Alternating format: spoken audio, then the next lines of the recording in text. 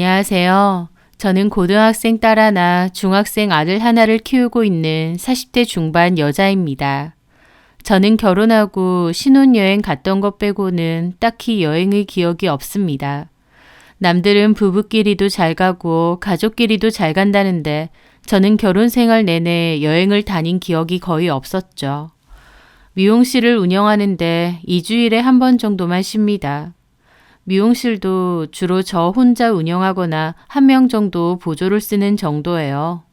예약제로 주로 운영을 하기는 하는데 예약 없이 그냥 방문하셔도 손님 없는 경우는 그냥 받습니다. 한 군데서 오래 운영을 했기 때문에 주변 상인분들하고도 친하고 언니, 동생하며 잘 지내죠. 주변 상인분들은 저에게 잘 그러세요. 돈을 얼마나 많이 벌려고 그렇게 악착같이 일하느냐고요.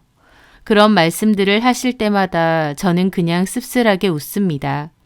제가 왜 이렇게 악착같이 일을 하냐면 저희 남편이 벌어오는 돈이 별로 없는 데다 오히려 있는 돈마저 잘 까먹기 때문입니다. 남편을 처음 봤을 땐 성실하고 부지런한 남자라고 생각했어요. 소개로 만난 건데 소개해 주신 분도 그렇게 소개를 해 주셨고요. 소개해 주신 분이 누구냐면요. 바로 저희 시아버지십니다. 아버님은 제 미용실 건너편에 있는 건물에서 도가니탕집을 운영하세요. 규모가 그렇게 크진 않은데 손님은 많은 편입니다. 저도 먹은 적이 많고요. 아버님은 저희 집에 이발을 하러 한 번씩 오셨는데 제가 싹싹하고 생활력도 좋아 보인다며 자기 아들 한번 만나보라고 하셨었죠. 자기 아들이 머리도 좋고 성실하고 성격도 좋다고요. 저는 좀 부담스러워서 여러 번 거절하다가 어르신이 자꾸 얘기하시는데 매번 거절하는 것도 예의가 아닌 것 같아 한번 만나보게 되었습니다. 그런데 막상 만나보니 듬직하고 선한 인상에 성격도 수더분하고 좋아 보였습니다. 그래서 그 소개를 시작으로 만나게 되었고 결혼까지 하게 된 거였어요. 아버님은 저를 마음에 들어 하셨으니 자기 아들까지 소개해 주신 거겠지만 반면 어머님은 처음부터 그닥 저를 좋아하지 않으셨습니다. 어머님은 과거에 초등학교 교사로 일을 하시다가 퇴직을 하셨는데 미용사 며느리를 별로 반가워하지 않으셨어요. 어머님 왈 자기처럼 교사거나 공무원인 며느리를 얻고 싶었다고 하시더라고요. 그래서 아버님은 찬성하시는 하지만 어머님은 탐탁치 않아 하시는 그런 결혼을 하게 되었습니다. 어머님은 늘 자기 아들에 비해서 제가 못났다고 생각하셨고 자기 아들이 더 아깝다고 생각하셨어요. 하지만 그건 제 입장에선 참 어이없는 소리입니다. 왜냐면요. 저희 남편 정말 자기 밥값조차 못하는 그런 남자였거든요. 학창시절 공부 잘한 것도 맞고 학교도 나름 좋은 데 나온 건 맞아요. 그래서 대학교 졸업하고 처음 들어간 회사도 나름 대기업이었답니다. 그런데 1년도 안 다니고 때려쳤대요. 적성에 안 맞는다고. 그 뒤로 3년간 공무원 시험 준비하다가 결국 또 때려치고 갑자기 자기 사업을 하겠다고 했답니다. 그렇게 본인 사업을 시작했고 그맘때 저랑 결혼을 했어요. 저는 남편이 사업가라고 해서 마냥 멋지다고만 생각했는데 웬걸 명함만 사업까지 운영하는 동안 제대로 된 돈도 못 벌어오고 회사도 제대로 안 굴러갔습니다. 매출은 안 나오는데 있는 돈만 까먹고 있고 사무실 월세만 나가는 실정이었죠. 저는 남편이 그런 실정을 결혼하고 나서 제대로 알게 되었습니다. 월세만 나가고 매출은 안 나오니 그냥 접고 다시 취업 준비를 하는 게 어떻겠느냐 남편에게 그랬어요. 하지만 남편은 자기는 남 밑에서 일 못한다고 다른 사업을 시작해 보겠답니다. 돈이 어디 있어서 사업을 해본다는 거냐 그랬는데 아버님한테 빌리면 된대요. 그렇게 남편은 돈을 빌려서 그때 유행하던 사업 아이템을 다시 시작했습니다. 초반에야 잘 되는 것 같았지만 그것도 결국 잘 안 됐어요. 안 되면 빨리 접기라도 했어야 되는데 사업한다는 허울은 필요했던 건지 꾸역꾸역 버티다가 나중에는 빚까지 생겼었죠. 그맘때 저는 속이 뒤집어졌습니다. 아이도 낳았을 때인데 남편은 사업한답시고 돈만 날리고 있어서 생활비를 제가 온전히 책임져야 했어요. 어린 아이를 친정엄마께 맡기고 아침 일찍부터 저녁 늦게까지 미용실을 운영했죠. 그러다가 결국 남편의 두 번째 사업도 폐업을 하게 되었습니다. 저는 이제 진짜 사업하지 말라고 그냥 취업하라고 부탁했어요. 단돈 100만 원을 벌어와도 그냥 취업해서 꼬박꼬박 벌어와만 달라고요. 남편은 제가 하도 간곡히 부탁하니 이번에는 취업했다고 그러더라고요. 저도 잘 됐다고 했습니다. 그런데요, 골 때리는 게 남편이 취업한 회사가 결국 지 친구 회사랍니다. 저 속이려고 말은 취업이라고 했지만 제대로 된 월급을 받는 것도 아니고 결국 동업 개념이었어요. 본인이 월급을 받아오기는커녕 오히려 투자를 한 거였죠.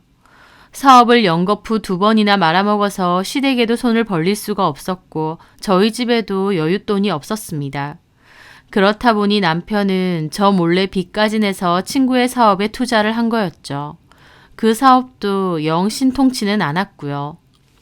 한마디로 결혼 기간 내내 남편이란 작자가 제대로 돈을 벌어온 적이 손에 꼽을 정도로 몇 번 없다는 겁니다. 저는 아이 키우면서 제대로 쉬지도 못하고 악착같이 미용실을 운영했어요. 제가 벌지 않으면 생활비가 없으니까요. 한 번은 과로와 스트레스가 너무 심하게 쌓여 대상포진이 온 적도 있습니다. 하루 종일 서서 일하다 보니 집에 오면 다리가 코끼리처럼 부어있고 하지정맥도 몹시 심해졌죠. 그런데 동네 주변에 미용실이 계속 더 생기니까 손님도 뺏기고 경쟁력이 없어져서 저는 시술 가격을 더 낮출 수밖에 없었습니다. 그렇다 보니 같은 돈을 벌려고 해도 더 오랜 시간 일해야 했고 더욱이 휴식도 잘 할 수가 없었죠. 제 돈으로 생활비 쓰고 아이까지 키우고 집안일하고 거기다가 남편 뒤치다꺼리까지 해야 했습니다. 그게 벅차고 힘겹게 느껴질 때도 있었지만 그래도 어쩌겠나 생각하며 좋은 쪽으로 또 긍정적으로 생각하려 노력했습니다. 그러다가 결국 남편의 마지막 사업까지도 안 좋게 끝이 났어요. 남편과 동업을 했던 그 친구가 남편에게 말도 안 하고 사업 자금을 들고 도망갔거든요. 심지어 남편 돈까지 더 빌려서요. 남편은 그 친구, 아니 사기꾼 놈 잡을 거라고 전국 팔도를 돌아다녔습니다. 저는 그러지 말라고 그냥 그 인간은 잊어버리고 앞으로 어떻게 할 건지만 생각하라고 붙잡았습니다. 그럼에도 남편은 그 친구 잡을 거라고 집을 나갔고 결국은 허탕을 치고 돌아왔습니다. 저는 남편에게 이렇게 대책 없이 살 거면 그냥 집 나가서 들어오지 말라고 소리 질렀어요.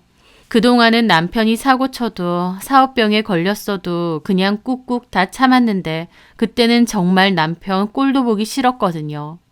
제 말에 남편은 충격을 받고 집을 나갔는데 얼마 뒤 병원으로부터 교통사고가 났다는 전화를 받고 가슴이 철렁했습니다. 울고 불고 사람만 있어달라며 응급실을 찾아갔는데 다행히 남편은 팔만 좀 다치고 다른 데는 크게 다치진 않았어요. 남편에게 모진 말을 했고 집을 나갔는데 사고가 났다고 하니 저로서는 너무 미안했죠. 그런데 그때 같이 간 어머님이 갑자기 저를 탓하시더라고요. 네가 형석이 보고 집 나가라고 했다며? 아무리 그래도 어떻게 남편한테 그런 말을 해? 너 형석이 잘못됐으면 어쩔 뻔했냐? 어머님의 말씀에 저는 아무 말도 못하고 고개만 숙였습니다. 가만 보면 형석이 저렇게 잘 안 풀리는 것도 다 네 탓이야. 너랑 결혼하고 나서 저렇게 안 되는 거 아니야. 이래서 여자가 잘 들어와야 해. 에헤이, 그만 좀 해. 병원에서 시끄럽게 하고 난리야.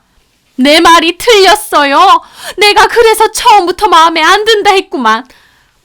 어머님의 말이 너무 억지처럼 느껴졌고 기가 막히고 서러웠습니다. 저랑 결혼 전부터 남편은 회사도 적응 못하고 공무원 시험에도 실패했는데 저랑 결혼하고 일이 안 풀린다고 저를 탓하시는 거예요.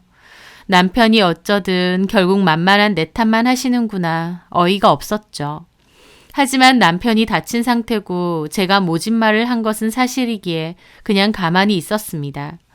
아버님은 그날 남편더러 사업이니 뭐니 딴짓거리 그만하고 팔만 나으면 식당 와서 일하라고 하셨습니다. 남편은 그때까지도 정신 못 차리고 아버님 식당에선 일하기 싫다 어쩐다 했는데 아버님이 잔말 말고 팔 낳자마자 출근하라고 하셨어요. 저도 남편에게 아버님 식당에서 일 배우고 같이 하라고 좋은 기회라고 그랬죠. 남편은 마지못해 알겠다고 그랬습니다. 저는 진작부터 남편이 아버님 가게에서 일을 같이 했으면 하고 바랐는데 사실 아버님도 자식이지만 아들에게 공짜로 식당 물려주고 싶지 않다고 정 물려받고 싶으면 돈을 달라고까지 하신 분이거든요. 남편 역시 그렇게까지 하면서 아버지 식당 일 하고 싶지는 않다고 했고요. 근데 남편 다친 것을 보고 아버님도 가슴이 철렁하셨나 보더라고요. 그냥 나중에 어련히 물려줄 테니 와서 일 배우라고 하신 거였죠. 그렇게 남편은 아버님 식당으로 갔는데 초반에는 일하기 싫다고 엄청 징징거렸습니다. 그래서 제가 그럼 이혼하자고 언제까지 나만 개고생시키고 살 거냐고 세게 나갔죠. 남편도 이혼당하긴 싫었던지 결국 군소리 없이 아버님 가게에 나가기 시작했습니다. 나중에는 적응을 잘한 건지 착실하게 일을 잘 나가게 되었습니다. 그러면서 드디어 저희 집에도 평온이 찾아왔어요. 남편은 일하는 돈을 꼬박꼬박 들고 왔고 하루하루 열심히 일을 하러 나갔습니다. 남편이 제대로 된 생활비를 꼬박꼬박 들고 온다는 것이 저로서는 너무 신기하고 기쁘고 또 기특하더라고요. 결혼 생활 동안 그런 적이 제대로 없으니까요. 저는 남편에게 당신이 이렇게 성실하게 아버님 식당을 잘 다녀줘서 고맙다고 잘 그랬습니다. 남편도 저에게 그동안 고생 많았다며 자기가 열심히 일하고 나중에 아버지 가게 물려받겠다고 그랬죠. 그렇게 2년 정도가 흘렀을 때였습니다. 아버님은 그맘때 건강이 별로 안 좋다며 가게에는 뜸하게 나가셨어요. 그래서 남편이 거의 사장처럼 운영을 하고 있을 때였죠. 저도 남편 가게라고 주변에 홍보도 많이 하고 남편 가게 영수증 들고 오면 헤어시술 할인도 해주었습니다. 계속 그렇게만 지냈다면 모두에게 좋았겠죠. 하지만 그때부터 저희 가정은 깨지기 시작했습니다. 어느 날이었어요. 저희 중학생 딸이 저희 가게까지 찾아와서 아주 황당한 이야기를 하더라고요. 그맘때 딸이 계속 기분이 안 좋아 보이고 우울해 보일 때가 많았어요.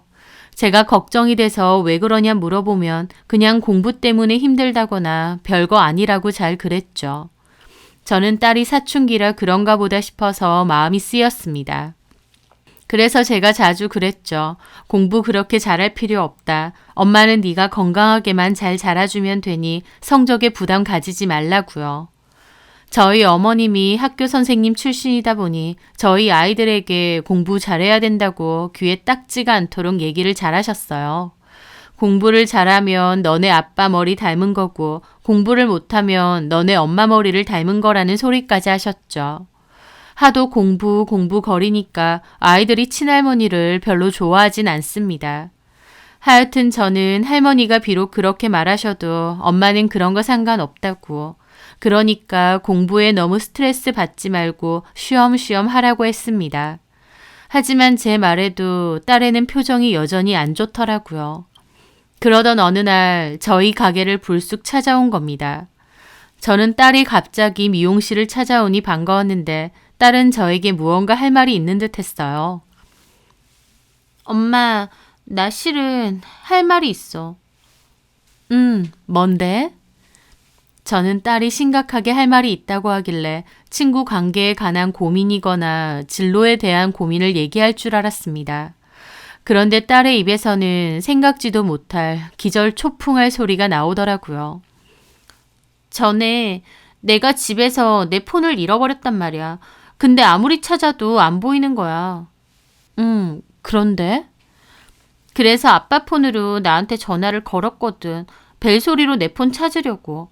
근데 전화 걸고 나서 보니까 아빠가 어떤 아줌마하고 카톡을 주고받은 거야. 아줌마라니? 어떤 아줌마? 그때부터 저는 심장이 뛰기 시작하더라고요. 설마 하는 마음도 들면서요. 딸은 우물쭈물 말을 잘 못했습니다. 괜찮아. 어떤 아줌마? 너도 아는 아줌마야? 아니. 그러면 대화가 뭐였는데? 딸은 미간을 찌푸리더니 한숨을 쉬더라고요. 그리고는 그 아줌마가 아빠 보고 오빠라고 그랬어. 뭐? 아빠 보고 오빠 자기 뭐 그렇게 말을 했다고 그 모르는 아줌마가. 그리고 아빠도 그 아줌마한테 자기야 라고 그랬어. 그리고 하트도 보내고 또 그 아줌마가 자기 셀카도 보내고. 뭐? 저는 너무 놀랐습니다. 딸의 말은 곧 남편이 외도를 저질렀다는 건데 그 자체도 놀랐지만 그걸 사춘기 딸이 발견했다는 것도 너무 충격이었죠. 딸은 거의 울 듯한 얼굴로 바닥만 보고 있더라고요. 중학생이긴 하지만 그게 어떤 의미인지 저희 딸도 다 아는 것이었죠. 저는 눈이 뒤집히더라고요. 일단 딸에게는 엄마가 다 알아서 할 테니 너는 신경 쓰지 말라고 했습니다. 저도 너무 당혹스럽고 머리가 혼란스러웠거든요. 딸은 쭈뼛거리더니 저에게 그러는 겁니다. 엄마, 혹시 아빠가 바람핀 거면 아빠랑 이혼할 거야? 너는 무슨 그런 말을 해. 엄마가 알아서 할게. 그러니까 넌 더 이상 신경 쓰지 말고 집에 돌아가 있어. 그렇게 딸은 돌아갔고 저는 속이 뒤집어져서 가만히 못 있겠는 겁니다. 저희 가게에는 영업 종료 팻말을 걸었어요. 도저히 장사를 계속할 정신이 아니었죠. 그리고 딸의 말을 계속 곱씹었습니다. 딸의 말이 사실이라면 남편은 그 정체 모를 여자 바람을 피고 있는 거고 그걸 저희 딸이 보게 된 건데 생각 같아선 당장 남편을 찾아가서 전부 다 쥐어 뜯어놓고 싶었죠. 하지만 그 여자가 누군지도 모르겠고 뭘 어떻게 해야 되나 싶어서 한참을 안절부절 못한 것 같습니다. 그런데 갑자기 가게 문이 또 열리더라고요. 저는 오늘은 영업 안 한다고 말하려는데 얼굴을 보니 또 저희 딸인 겁니다. 왜 왔어? 집에 가 있으라니까. 엄마, 그 아줌마 누군지 알았어. 뭐라고? 딸은 다시 돌아와서 남편의 상간녀가 누군지 알겠다는 겁니다. 누군데? 그걸 갑자기 어떻게 알아? 이 앞에서 봤으니까. 봤다고? 어디서? 건너편 1층에 있는 옷가게에서. 뭐? 횡단보도 건너서 그리로 지나가는데 그 가게에 그 아줌마가 있는 거야. 아빠한테 셀카 보냈던 그 아줌마. 저는 그 말에 눈이 뒤집혔습니다. 그 건물은 남편의 식당이 있는 건물이에요. 반년 전에 보니 1층에 옷가게가 새로 생겼고 처음 보는 여자가 사장인 것 같았습니다. 옷가게가 생긴 건 알고만 있다가 공교롭게 일주일 전쯤 그 가게에 가게 되었어요. 상가 이웃이다 보니 팔아줄 생각도 있었고요. 그런데 막상 가서 보니 옷들이 너무 요란한 것이 제 스타일도 아니고 옷 질에 비해서 너무 비싸더라고요.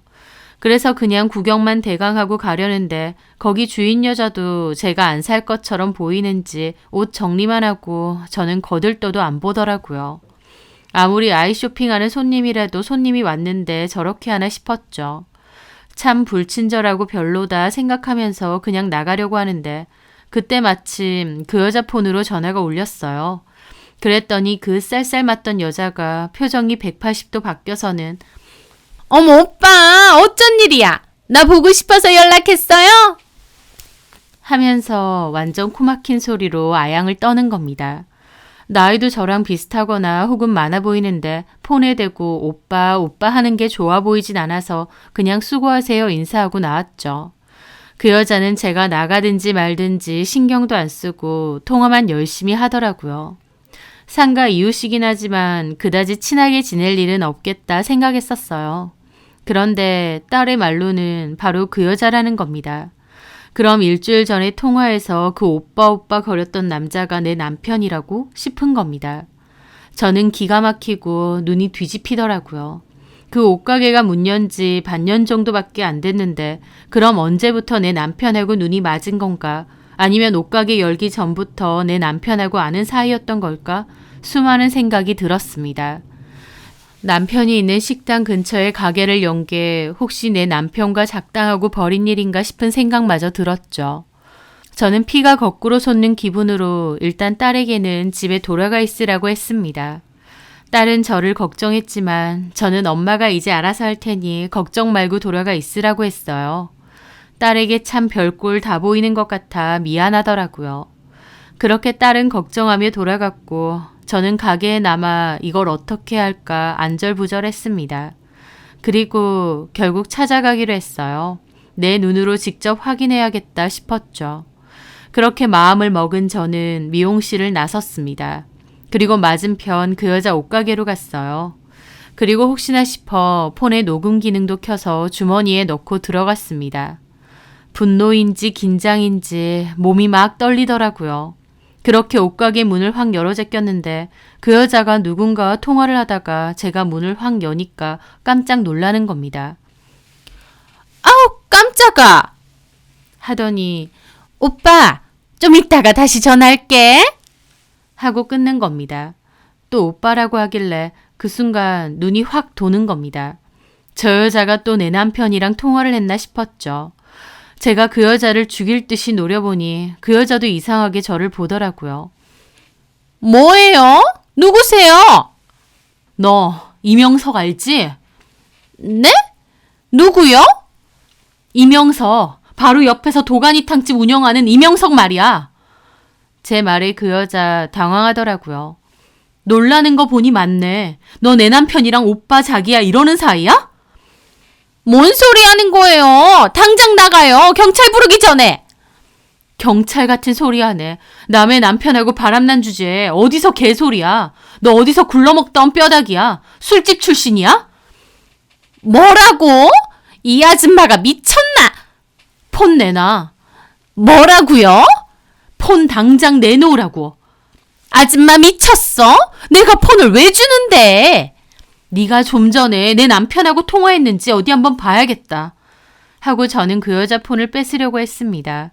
그런데 그 여자도 놀라서 막아서더라고요. 그러면서 그 여자와 저도 옥신각신 몸싸움이 일어났어요. 그 여자는 힘이 엄청 센 편이었습니다. 저는 폰 내놓으라고 악을 지르며 그 여자와 엉겨붙었고 그 여자도 폰을 사수하려고 난리를 쳤습니다. 그렇게 고함을 지르고 싸우다 보니 주변 지나가는 행인들, 근처 가게 사람들까지 놀라서 모여들었죠. 그 중에선 저랑 친한 떡집 언니도 있었습니다. 어머, 자기야, 이게 무슨 일이야? 그 언니는 놀라서 저를 말리려는데 제가 그랬습니다. 언니, 내 남편 좀 불러와줘요. 인연이 내 남편하고 노란한 년인데 지금 발뺌만 해. 어디 삼자대면 해야겠어. 일단 알겠어. 그렇게 언니는 제 남편을 찾으러 달려갔고 저는 그 여자를 밀치고 그 여자 폰을 잡아들었습니다. 그리고 폰을 다시 뺏으려는 그 여자를 온몸으로 막으며 폰을 훑어봤어요. 통화 목록을 보는데 목록 중 형석 오빠라고 뻔히 제 남편 이름으로 저장을 해놨더라고요. 여기 있네. 형석 오빠? 웃기고 자빠졌다. 이거 완전 미친년 아니야? 라고 소리를 질렀죠. 근데 가만 폰을 보는데 낯익은 이름과 번호들이 한둘이 아닌 겁니다. 세상에, 설마 하는 순간 그 여자가 갑자기 고함을 지르며 철제 휴지통으로 제 머리통을 내려쳤어요. 저 그 여자한테 머리통 맞고 그 자리에 주저앉았죠. 머리가 빙글빙글 돌더라고요. 그 충격으로 제가 폰을 떨어뜨렸는데 그 여자가 와서 다시 찾아가는 겁니다. 이 여자가 미쳤나? 왜 남의 가게 와서 행패야? 남의 폰은 왜 뺏고? 죽고 싶어? 하면서 악을 썼죠. 저는 갑자기 머리를 맞아서 눈앞이 빙글빙글한 채로 정신을 못 차렸습니다. 주저앉아서 못 일어나고 있었죠. 그런데 잠시 뒤 떡집 언니가 저희 남편을 데리고 불이 나게 왔고 바닥에 쓰러져 있는 저를 보고 기함하더라고요. 자기야, 괜찮아? 저 여자가 이랬어? 저는 겨우 언니의 부축을 받았습니다. 머리를 만져보니 혹까지 올라와 있더라고요. 자기야, 당장 병원 가자.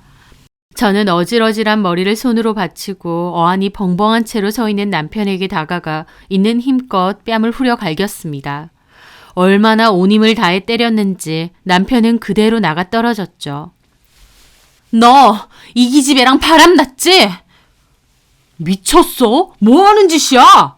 야, 이 미친놈아. 세영이가 다 알았다고. 세영이가 나한테 알려주더라. 아빠 바람났다고. 그 말에 남편도 눈이 휘둥그레졌습니다. 저는 거기서 울면서 악을 썼죠. 네가 그러고도 아빠야? 중학생 딸한테 바람 피는 거나 들키고 네가 그러고도 아빠냐고. 이 짐승만도 못한 인간아. 그 어린 게 나한테 말도 못하고 끙끙 앓다가 찾아왔더라. 이 여자랑 너랑 더러운 문자 한 거 세영이가 다 봤대. 너 어쩔 거야? 어쩔 거야 이 미친놈아. 저는 울고불고 흥분해서 악을 썼고 주변 사람들까지 웅성거리는 게 다 들리더라고요. 남편도 어쩔 줄 몰라 하고 그 여자는 그 와중에 내 가게에서 당장 나가라고 영업박애로 고소한다고 그러고 있는 겁니다. 그 말에 떡집 언니도 화가 났죠. 영업박애 같은 소리 하네. 너는 이 동네에서 장사 다 한 줄 알아. 어디서 미꾸라지 같은 년이 기어들어와서 유부남이랑 바람질이야. 뭐가 어째? 그러면서 언니까지 그 여자 머리채를 잡으려 하길래 제가 말렸습니다. 언니, 됐어. 저런 년 상대하지 마. 너 내가 상간 소송할 거니까 딱 기다려. 그리고 내 머리 통 때린 거 이것도 고소할 거야. 고소하든지 말든지. 그쪽이 먼저 나 밀치고 내 폰 뺏으려고 했잖아. 난 정당방위거든. 그래. 나중에 소송 쳐맞고도 그런 소리 하나 보자. 저는 이를 갈며 언니의 부축을 받고 가게를 나갔습니다. 사람들 전부 웅성거리며 남편을 손가락질 하더라고요. 떡집 언니가 병원까지 태워다줘서 진단서도 끊었습니다. 그리고 바로 경찰서 가서 폭행 고소장도 접수했어요. 언니는 어떻게 할 거냐고 물었고 저는 이런 꼴까지 봤는데 계속 살기 힘들지 않겠냐고 했습니다. 그 말을 하면서도 가슴이 미어지더라고요. 이제야 겨우 남편이 정신 좀 차리고 성실하게 일 좀 하나 했는데 먹고 살만하니 바람이나 피고 남편에 대한 배신감과 허무함으로 눈물만 났습니다. 그날 남편은 집으로 돌아오지 않았어요. 저는 뜬 눈으로 밤을 지새면서 앞으로 어떻게 해야 할지 생각을 했죠. 그날의 일은 그 동네에 순식간에 소문이 쫙 퍼졌습니다. 그 여자는 임시 휴업을 내걸고 옷가게 문을 닫았고 남편도 어디로 간 건지 출근을 안 한 모양이었어요. 저도 도저히 일할 기분이 아니라서 문 닫고 집에 들어누워 있었습니다. 당연히 그 소문은 아버님과 어머님 귀에까지 들어갔죠. 제가 방에 가만히 누워 있는데 초인종 소리가 들리는 겁니다. 기운 없어서 나가보니 어머님이셨어요. 어머님은 저를 흘겨보시더니 안으로 들어오시더라고요. 어쩐 일이세요? 내가 도저히 살 수가 없다. 동네 창피해서 살 수가 없어. 저는 처음에 어머님이 저렇게 말하시길래 아들이 바람핀 것 때문에 동네 창피하다 그러시는 줄 알았습니다.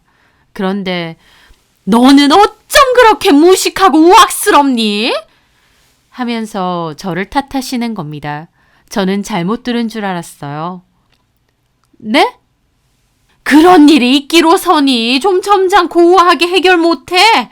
너도 그렇고 너네 시아버지도 그렇고 너네 남편까지 같은 동네에서 몇십 년을 일하고 살고 있는데 거기다 대고 그 생난리를 피우면 뭐 어쩌자는 거야?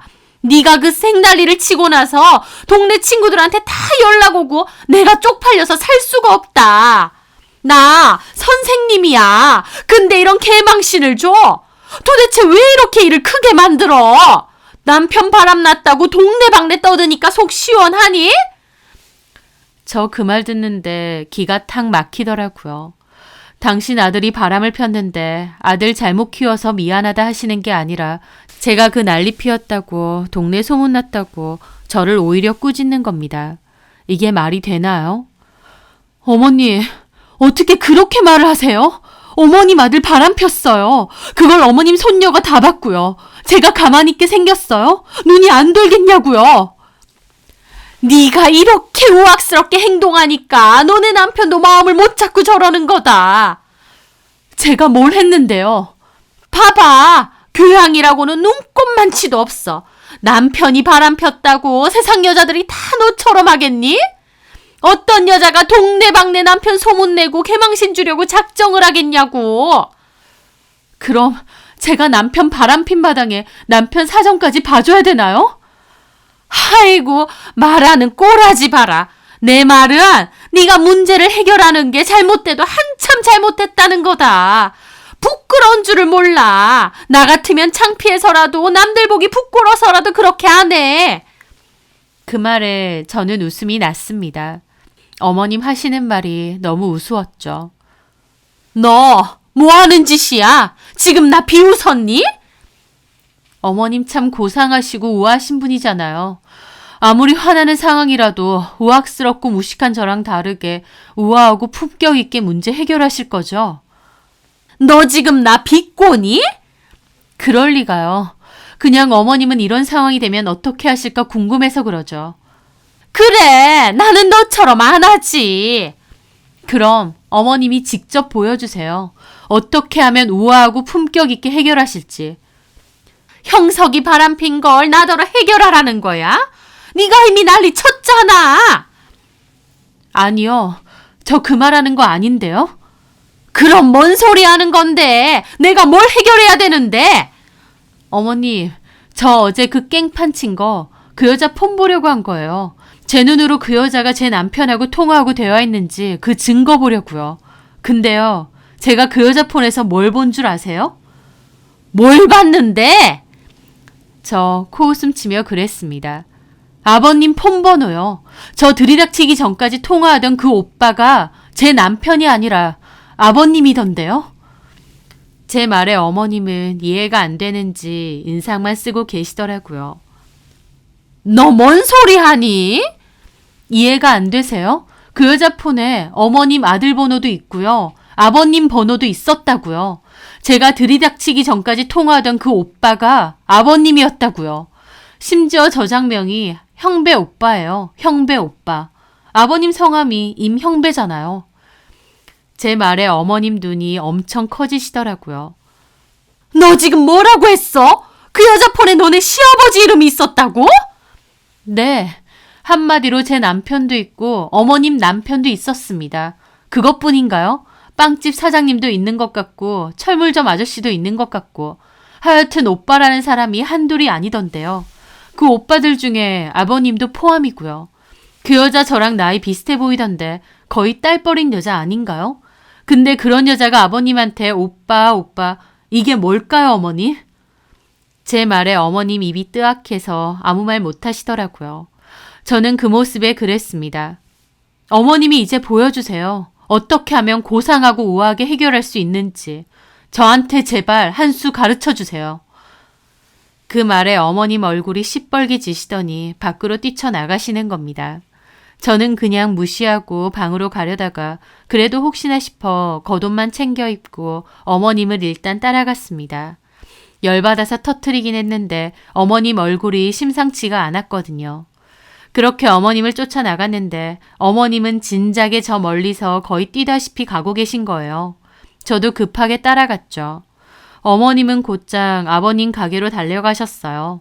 남편이 갑자기 사라졌기 때문에 그날은 아버님이 가게에 나오신 것 같은데 어머님은 뒤도 안 보고 가게로 달려가셨죠. 저도 일단 따라갔습니다. 그런데 식당에 도착하자마자 어머님이 아버님 보고 당신 형석이랑 바람났다는 저 옷가게 여자랑 뭐 있었어? 하셨습니다. 아버님도 몹시 당황하셨죠. 뭔 소리 하는 거야 갑자기? 있었냐고! 아버님은 당황하시더니 뒤에 따라온 저를 보시더라고요. 너네 시어머니한테 뭔 헛소리를 한 거야? 아버님, 저 다 봤어요. 그 여자 폰에 아버님 번호도 있던데요. 형배 오빠라고. 뭐? 당신이 불어 말해. 그 여자랑 뭐 있었어? 어머님 서슬 퍼렇게 물어보셨고 아버님은 당황해서 허둥지둥하셨죠. 일단은 손님들도 있으니까 나가서 얘기하자고. 있었냐고! 일단 나가서 얘기해. 여기서 그만하고. 그 말에 어머님 눈이 돌아서 아버님 머리채를 잡았습니다. 아버님 놀라서 어머님 손을 붙들어 맸는데 어머님이 있는 힘껏 머리채를 잡아당겼죠. 그러자 아버님의 머리카락이 쑥 빠져서 바닥으로 내팽개쳐졌습니다. 사실 아버님의 머리는 가발이었거든요. 가게에 있는 사람들 놀라서 다 쳐다봤죠. 미쳤어? 뭐 하는 짓이야? 야 인간아, 젊었을 때도 나한테 한 번 걸려서 내가 한 번만 더 걸리면 그땐 끝장낸다고 했지? 야, 이 미친 인간아! 아들하고 아버지하고 잘하는 짓이다! 아휴, 동네 창피해서 정말! 아, 그만 좀 해! 아버님 가발을 주섬주섬 다시 쓰고 얼굴까지 빨개지셔서 어머님을 밀어내시더라고요. 어머님 거기서 악쓰고 정말 소란도 그런 소란이 없었습니다. 저한테는 설령 남편이 바람펴도 우아하게 해결하라고 하셔놓고 어머님이야말로 장난 아니시던데요. 그날 동네는 또 한 번 더 뒤집어졌고 아버님도 한동안은 출근을 못 하셨습니다. 그 문제의 여자는 아예 가게 내놓고 잠적한 것 같았습니다. 과거에 업소 출신이라더라 다방 출신이라더라 소문이 가득했고 그런 식으로 남자들한테 접근해서 돈 받고 사는 그런 꽃뱀 같은 여자였던 거죠. 저는 고민 끝에 이혼을 선택했습니다. 결혼 생활 내내 무능함으로 저를 힘들게 했던 전 남편. 좀 먹고 살만해지자 바로 바람을 펴대는 것을 보니 정말 도저히 못 참겠더라고요. 저는 남편과 그 여자 대상으로 상간소송을 걸었고 남편에게는 이혼소송도 걸었습니다. 게다가 그 여자에게 맞은 걸로도 소송도 걸었는데 그 여자는 제가 먼저 때렸다고 우겼어요. 하지만 제가 먼저 때렸다는 증거도 없고 또 저는 물건으로 맞았다는 진단서도 끊었기에 제가 유리했습니다. 부상의 정도가 약해서 합의금으로 처리하기로 했고 저는 그 여자에게 합의금도 받았습니다. 더불어 상간소송도 진행을 했는데 그 과정에서 그 여자가 저희 남편뿐만 아니라 동네에 있는 여러 남자들과 외도를 저질렀고 그 남자들에게 용돈이나 금품까지 받았다는 정황이 포착되었죠. 그 일로 저희 동네는 또 뒤집어지게 되었고 그 여자는 소송폭탄을 맞았습니다. 더불어 저희 동네에서는 이혼 바람이 제대로 불었죠. 이혼 안 하고 그냥 덮고 사는 집도 있지만 저처럼 이혼하는 집도 있었거든요. 그 여자가 반년 정도 가게를 했는데 그 짧은 시간에 만나고 다닌 남자가 엄청 많았던 거죠.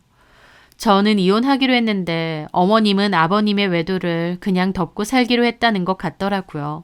따로 상간소송도 안 걸고요. 동네방네 생 난리를 치셔놓고 상간소송은 안 건다는 게 좀 웃겼지만 이제는 제 시부모님도 아니고 제 알바도 아니라서 신경도 안 썼습니다. 어머님은 저에게 한번 넘어가줘라 어쩌라 하셨지만 저는 그럴 생각 전혀 없다고 어머님이나 우아하게 참아주라고 했습니다. 저는 대놓고 바람핀 남편놈 이해해줄 만큼 고상하고 품격 있지는 않다고 그랬죠. 그렇게 저는 남편과 쫑을 내고 제가 아이들을 책임지고 지내게 되었습니다. 어차피 여태까지도 저 혼자 열심히 벌어서 아이들 건사했었기에 별반 다를 것도 없었어요. 제가 피해자기 때문에 구태여 가게 자리를 옮길 필요는 없지만 계속 마주치는 게 껄끄럽고 스트레스 받아서 그냥 다른 곳으로 가게를 옮겼습니다. 원래의 장소에서는 10분 정도 떨어진 곳인데 오히려 옮기고 나니 장사는 더 잘 되더라고요. 마음고생 많이 했는데 그래도 장사는 더 잘 돼서 다시 힘내라는 인생의 뜻인가 보다 생각하며 열심히 살아나가고 있습니다. 딸은 아빠 보기 싫다고 해서 면접 교섭을 거부한 상태이고 아들은 이따금씩 밥 정도만 먹고 오고 있어요. 전 남편은 술 먹고 한 번씩 전화와서 자기가 죽일 놈이고 잘못했고 죽고 싶다 어쩐다 하는데 이제 내 알 바 아니니 알아서 하라고 하고 끊었습니다. 남편일 때야 마음으로 품어주고 안쓰러웠지. 이제 남남인데 어쩌고 살던지 말던지 뭔 상관인가요? 심지어 아이들에게도 상처만 준 최악의 아빠인데요. 자식들한테도 외면받고 아내도 떠나고 소문 때문에 아버님 식당도 잘 안 된다고 하고 빌빌거리면서 산다는데 본인 업보니 누굴 탓하겠나요? 저는 이혼 소송 마무리되고 나서 아이들과 제주도로 여행을 갔다 왔습니다. 어쨌든 이혼을 선택했으니 아이들에게도 미안하기도 하고 또 저도 좀 쉬고 싶은 마음이 들었거든요. 아이들과 처음 한 여행이라 좋기도 하면서도 많은 생각이 들더라고요. 그래도 덕분에 바람도 잘 쐬고 복잡했던 심경도 정리를 좀 한 것 같습니다. 저도 최악의 남편 잘 버렸으니 앞으로는 제 자식들 보면서 더욱 씩씩하게 보란듯이 잘 살아가렵니다. 그리고 여행도 가고 휴식도 취하면서 제 스스로를 좀 돌봐가며 살아야겠어요. 제 사연 들어주셔서 감사합니다.